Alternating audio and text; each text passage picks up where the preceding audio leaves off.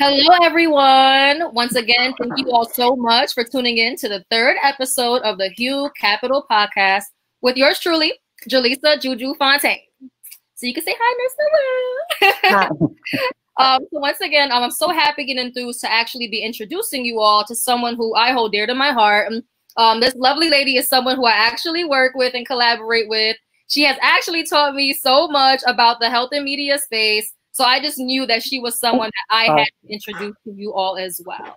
So before she even gets the chance to introduce herself, I, of course, have to start because, well, duh, I have to. So really quickly, Nurse Noel is a health professional / RN with a primary focus in ICU, trauma, and ER for over 23 years, as well as a professional writer with over 25 years experience.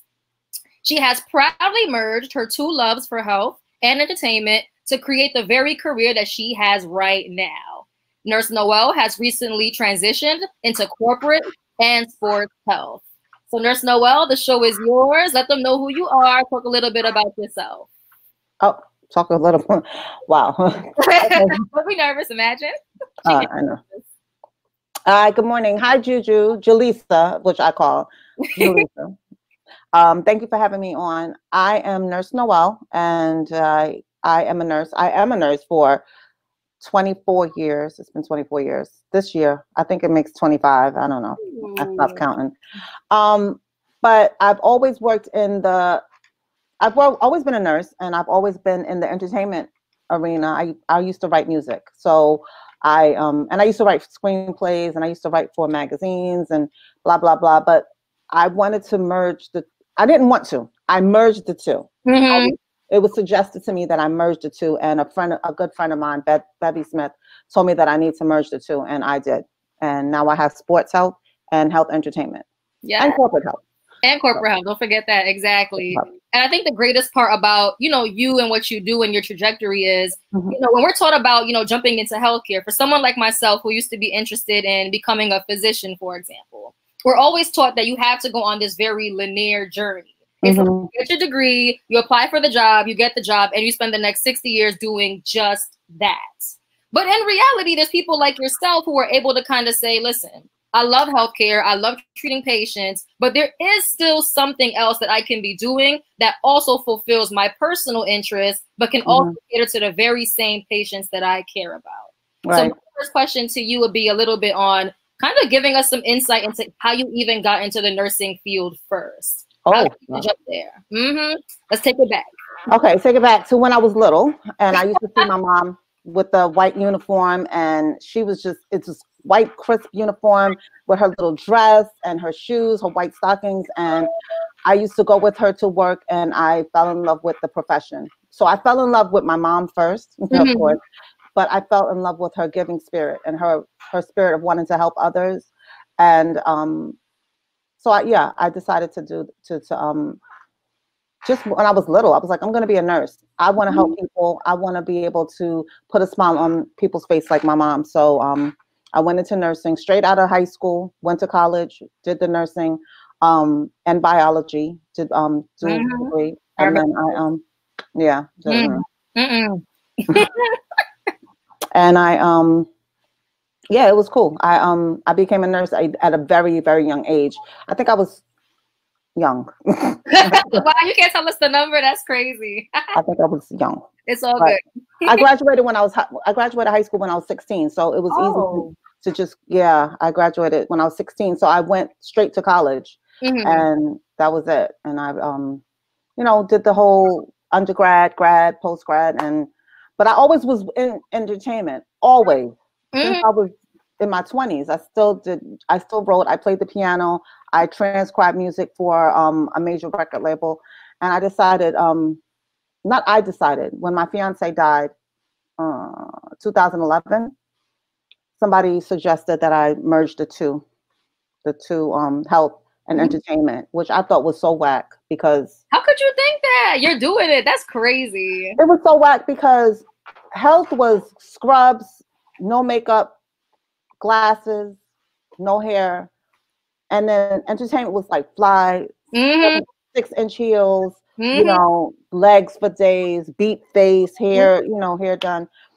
It was It's like two different lives, literally two different lives. Yeah. So to merge the two and to actually start doing, I started doing with red carpets. So that was cool. So give me a sense of how did people react when you told them that you planned on actually merging the two? So even for yourself, you thought the idea was kind of whack, right? But you did, right? So how did people take that? How did they interpret that? They didn't. So I strictly was I didn't tell anyone.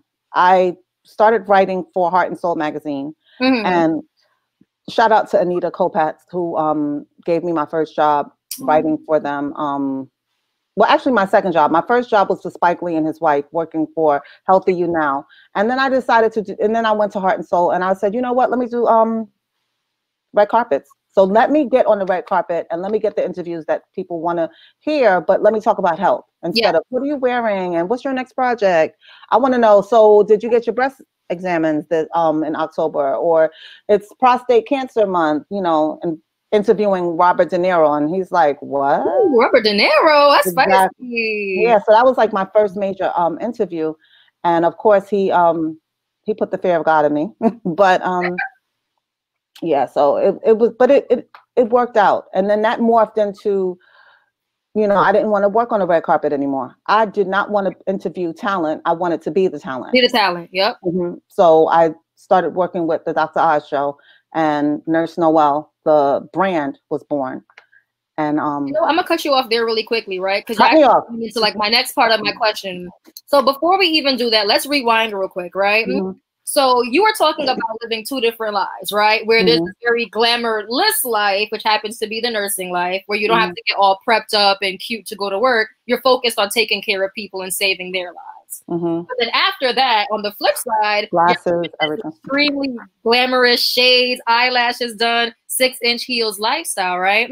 So my question to you would be, did you ever feel like your personality had to go through a switch to represent, you know, these two different lanes? Yes. Okay, what was that like? How did you live this double life, double personality? What was that?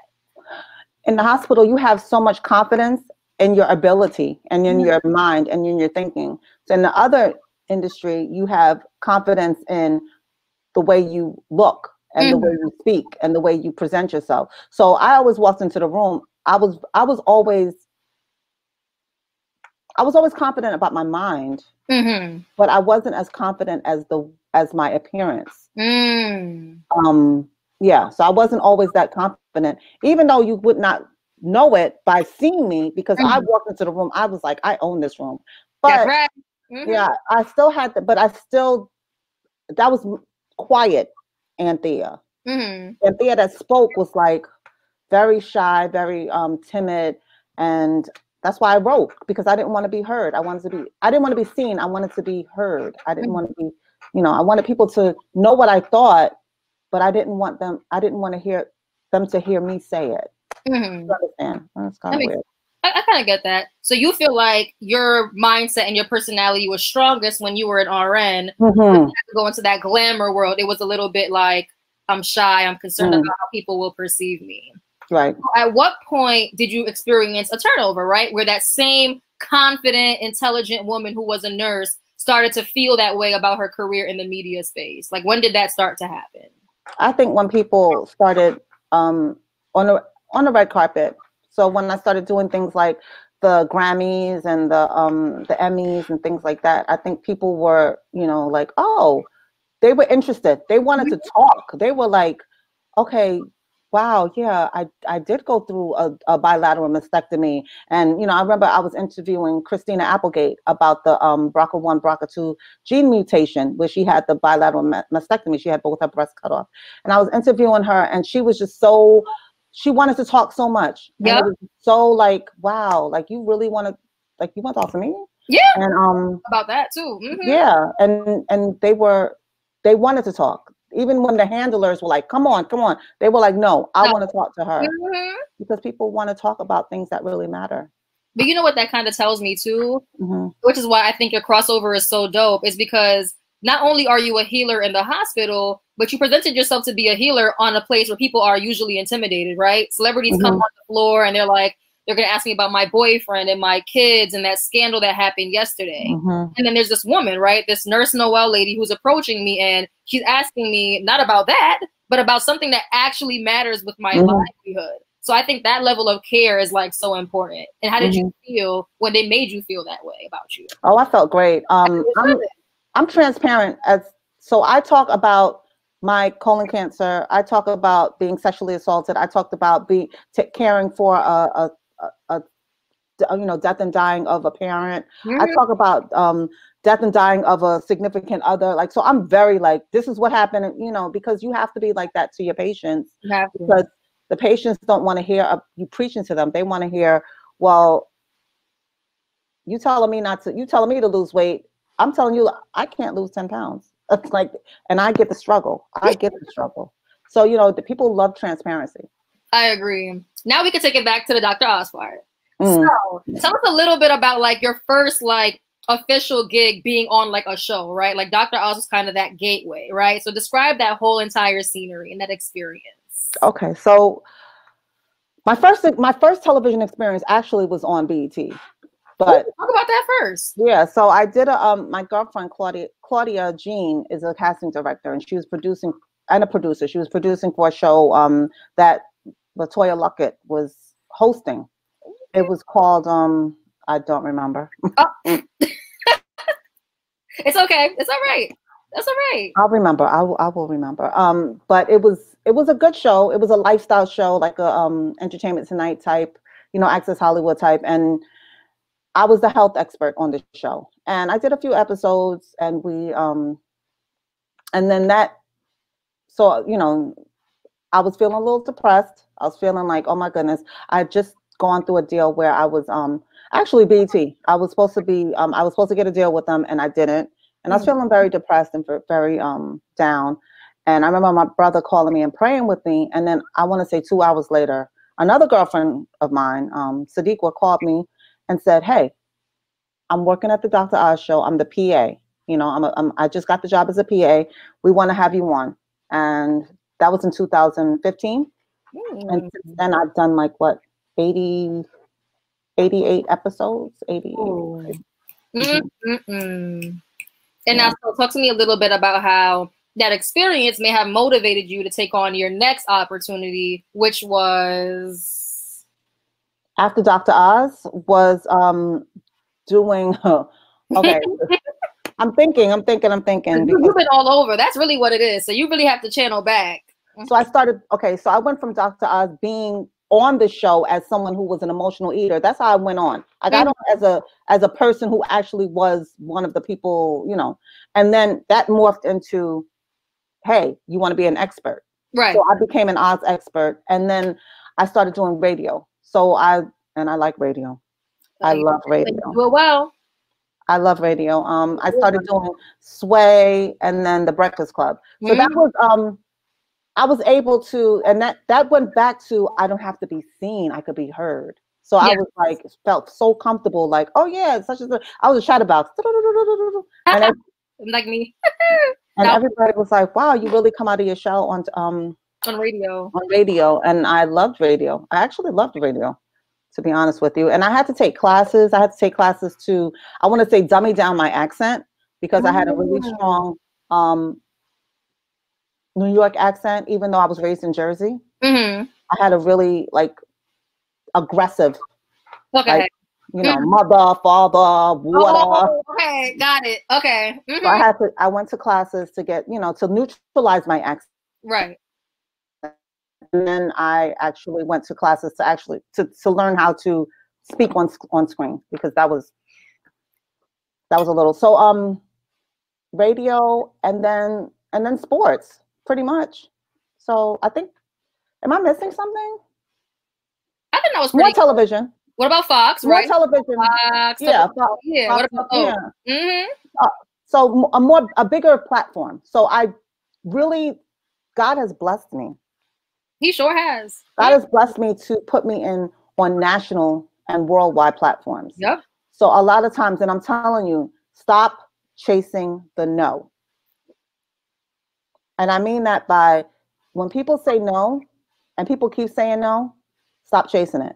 It's time to go to something else. Mm-hmm.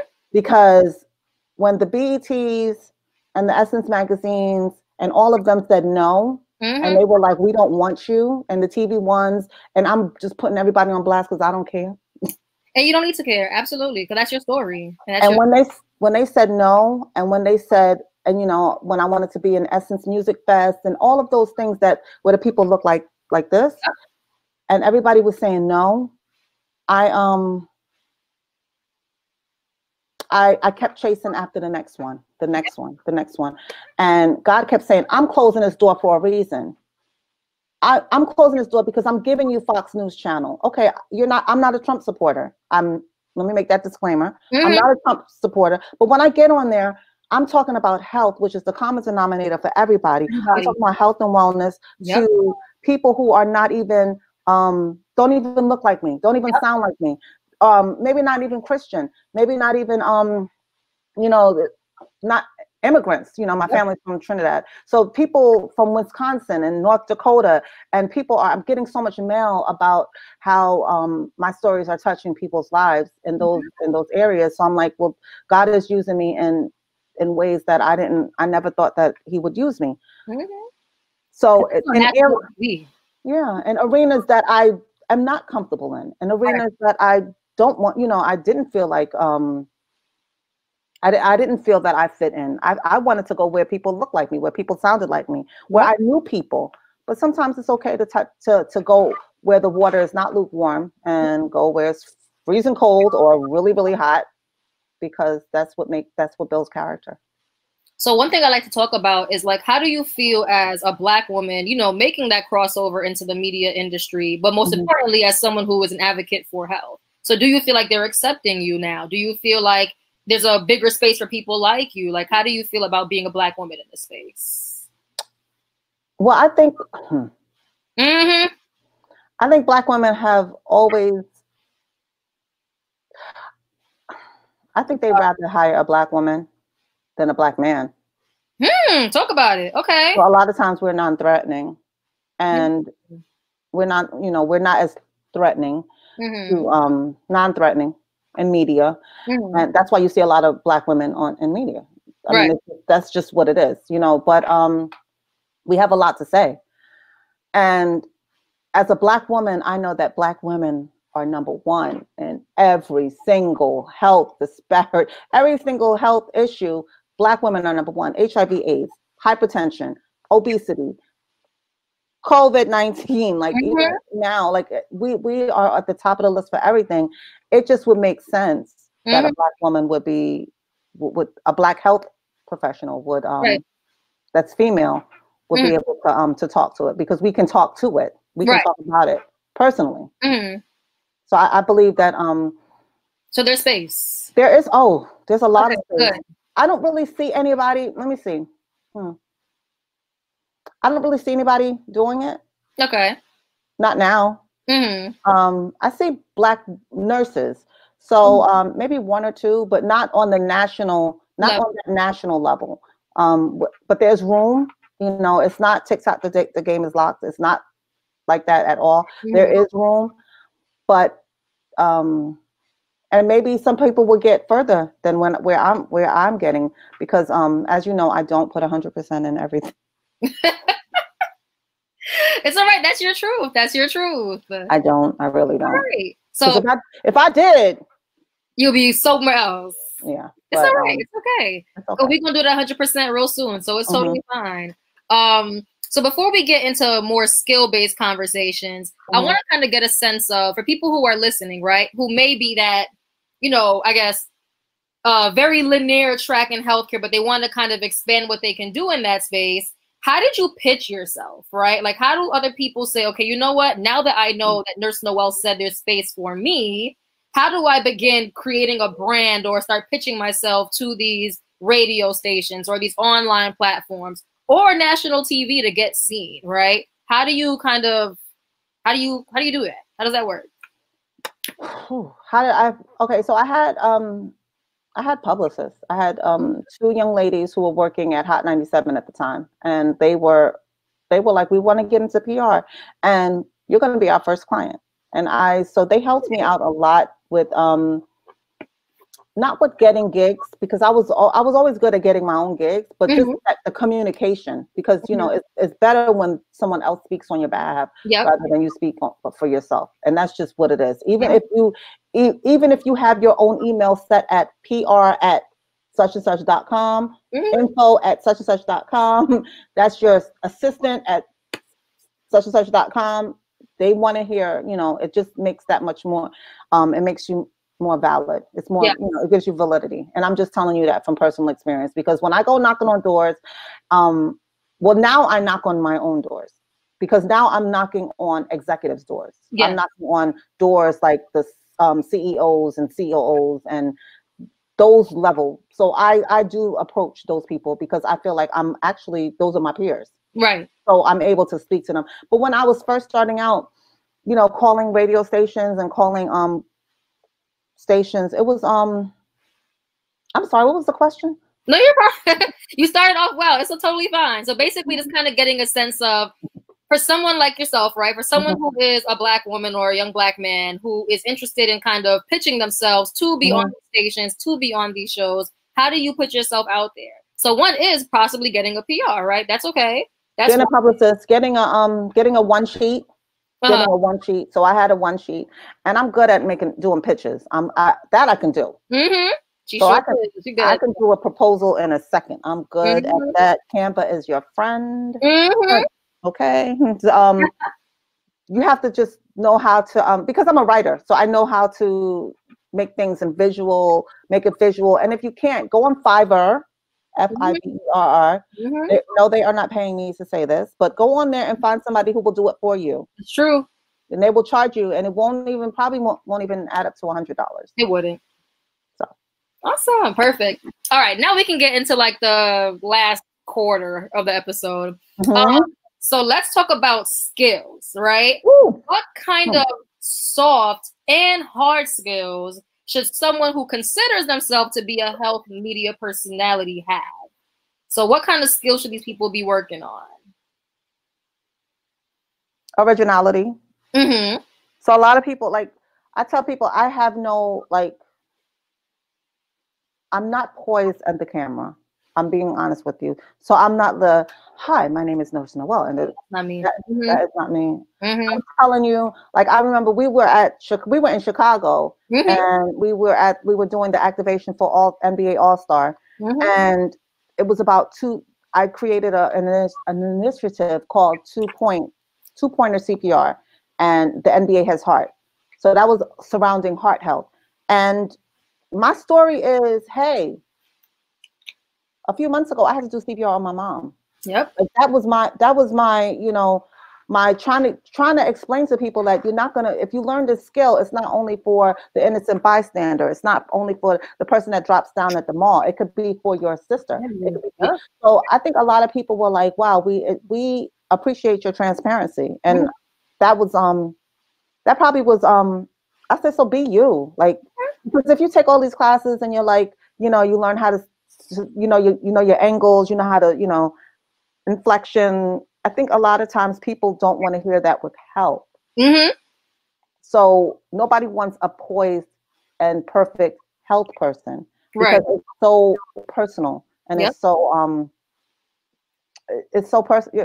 personal, and it's not everybody doesn't have the same experience. And I think the dope thing too that you said, you mentioned transparency, but what could have also came out of that was relatability, right? Like, you made yourself someone who was very relatable, right? It's like, I can see myself as Nurse Noel, right? That could be my cousin, that could be my sister, and she's talking to me as someone who is just breaking down the basics, right? A lot of times people go into a doctor's office and they're seeking information, but they feel intimidated, right? Whether it be the nurse, whether it be the doctor, they feel like they're explaining it to you as if you're one of them. And the reality is, health may not be their interest. Health may not be their career. So someone like yourself who is so relatable and so like thoughtful, right? You're looking at them and you're saying, okay, I'm going to talk to that person as if they were my cousin, my little brother, my older sister, because I know that that's the way they need it to be broken down. So I feel like for anybody who's listening, once again, transparency, relatability, right? Being able to break down tough information so that it's easily receptive for those who could care less. And to layman terms too. Layman terms, it's true. Because, you know, I do know I was just talking to my cousin this morning, and I was talking to her about cyto, thrombocytopenia, which is, you know, platelet problems. And then I was talking to her about plasmapheresis, and I was just like, wait a second. I was just having this conversation yesterday at work.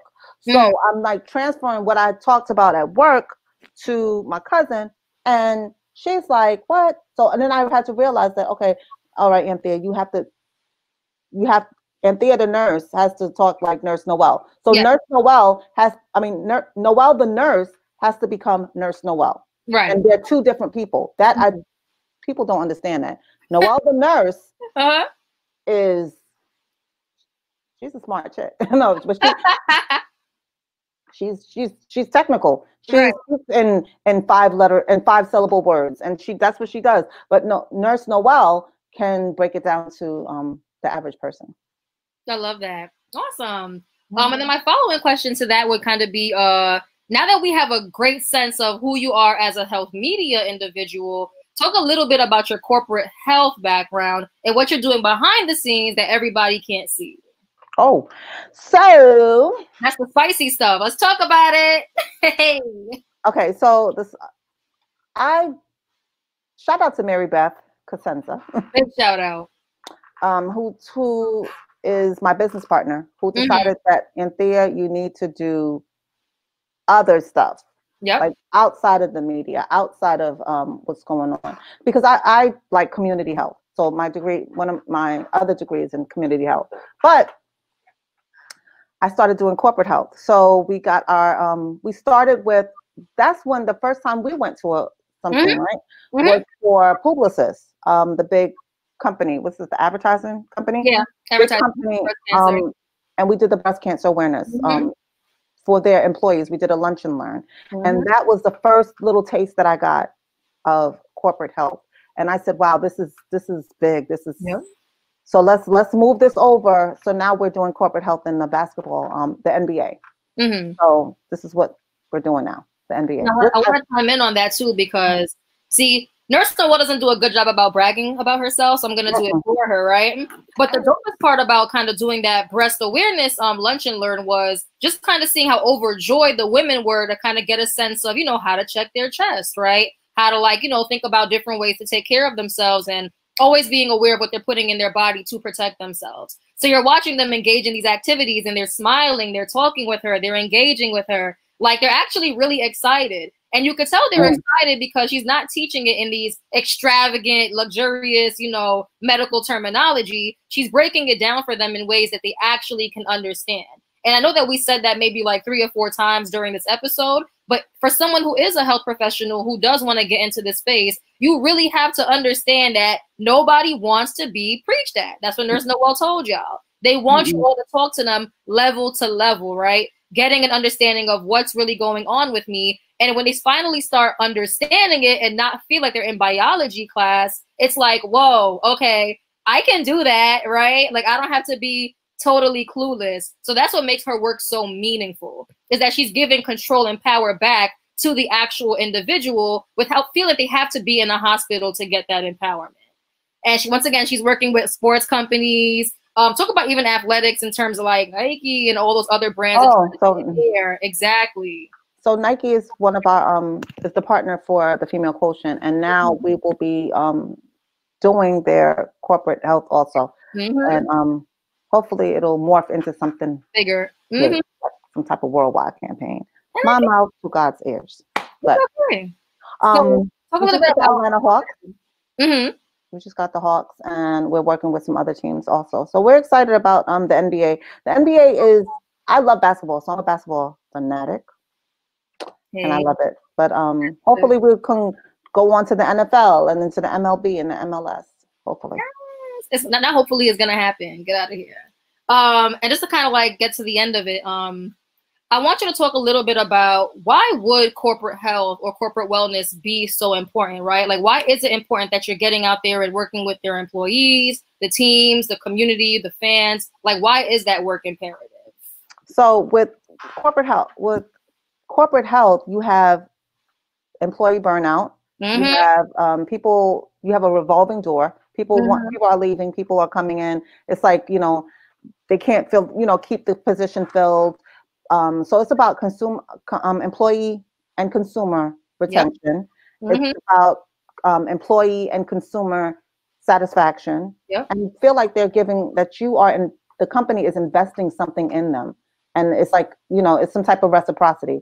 We're giving to you, I'm investing as an employee and as a consumer in the company, and the company is doing the same, it's following suit. So a lot of time, you know, and it causes, you know, higher productivity. It's like, you know, all these different studies have shown that corporate health and wellness programs, they definitely are beneficial to the corporation and save money. Exactly. So for all of you who are listening who feel like, damn, you know, my job is getting so much out of me, this work is actually for you, right? It's more than just about your health plan or your dental plan. It's a matter of strategizing with these companies to get a better sense of how can we care for you at work so that you're producing better work in the office and outside of the office. So make sure y'all staying in tune with that, because whether it's being on screen or being behind the screen, this may be the same work that you want to do. So anyway, so Nurse Noel, this was good chat. This was good talk. I do have one more question for you, because I feel like everybody needs the answer to this. And that is, how does someone develop mentorship in this space, right? Once again, bringing this merge back together. How do they seek opportunities, find mentorship? How's that happening? That's hard. Yep, literally. And before you even answer, I must honestly say that Nurse Noel was probably like the first or second woman who I even seen in this space. So that's a question for myself and for everybody. Whew. All right. So it's difficult because a lot of people don't want to reach back and give back. Yep. Right. Especially when you're, and it's hard to reach back and give back when you don't feel like you're in the position that you should be in, or at the space that you want to be in. So I'm not at the level of a Dr. Oz. I'm still trying. I'm still struggling. I'm still like on, you know, trying. And I'm like, well, who am I mentoring? And I'm still struggling. Like, what is that about? But with that said, I think that you just go up to, you ask. Yep. You ask. That's it. Like, you just go up to, like, people, they're going to say no. They sure will. Jerlisa came up to me. I sure did. And I was like, who is this little girl? No, absolutely. No. I was happy. I was just like, wow. Mm-hmm. And you have to understand, a lot of people, it's easier to talk to people in certain settings. Yes. Where guards are let down. And I'm going to elaborate on that because I don't want to like speak in Morse code or anything. If you see me at a party and you come up to me and I'm dropping it like it's hot and you're like, hey, girl, I want to talk to you about, I saw you on Dr. Oz on the, bye. She's like, no, I'm trying to drop it like it's hot and you're bothering me right now. But if you see me at a symposium that I'm doing or a panel that I'm doing, if you see me at like an event that I'm doing with the female quotient or something, and you come up to me, and I'd probably be like, okay, because my guards are let down in that certain space. Right. And that's with anybody. Right. That's with anybody. Like if you see a celebrity on the red carpet and you're talking to them, it's different than when you see them at a restaurant and you're like, hey, can I talk? They'll look at you like, really? So I think it's the environment that you have to do a lot of research, and you have to try to network and go into these places where you feel that people are going to be a little more receptive to what you have to say, not what you have to offer, because what you want them to offer. Right. So I think just to ask, and sometimes and it's okay to have more than one person. I have a business mentor. I have a nursing mentor. I have a person who helps me with confidence. I have a person who helps me with, I just picked up a new mentor. Like it's, you know, I just picked her up. I'm like, you're my mentor now. And I'm so happy you said that, because people always think that not only should they have one mentor, but they always feel like the mentor should be for one thing. And the reality is there's so many different facets to who you are that you honestly want a mentor in different aspects of your life. Once again, you mentioned someone who's probably in the health or medical space, someone who's good at business, someone who can help you build confidence. Like, you really need a mentor or somebody in your life who can help you develop yourself in all those different ways. Mm-hmm. And I think that was great advice. So now that we're reaching the end, is there anything that you want to tell the audience before we close it in?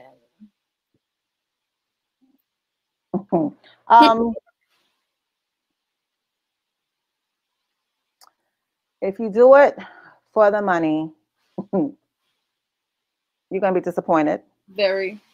Because you might not get, your intentions are not noble and they're not forthcoming. So you should do it for the love, especially with health and wellness.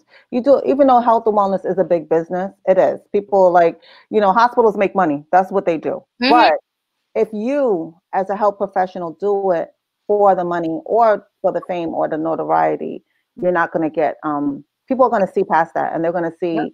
They're going to see right through you. Yep. I promise you. They're going to see it. They're going to be like, she's whack. Mm-hmm. She's whack, or he's whack. He wants to do it. He just wants money. And that's not the person that you want to be in. That's not the person that you want to, especially in the health and wellness space. Now, if it's something else, that's fine. That's fine. Like, mm-hmm. Oh, I'm selling pies or I'm selling cake. That's fine. You want to do it for money. But something like for helping people, it shouldn't be monetized. I don't think so. And I think if, when God sees that you're doing what you're supposed to be doing, the blessings, they're going to come. They come. They come. Yep. Thank you for that advice. So once again, everybody, there you had it. Nurse Noel. Nurse Noel, if you could tell them where to find you on social media, where would that be? Nurse Noel, at Nurse Noel _. Mm-hmm. That's my IG. I post sometimes. Awesome. And if anything, there'll be more information in the description below this episode. Okay. So once again, everybody, thank you all so much for tuning in to our 3rd episode. Stay tuned for the 4th, and we have more great things to come. All right, everyone. So we'll see you.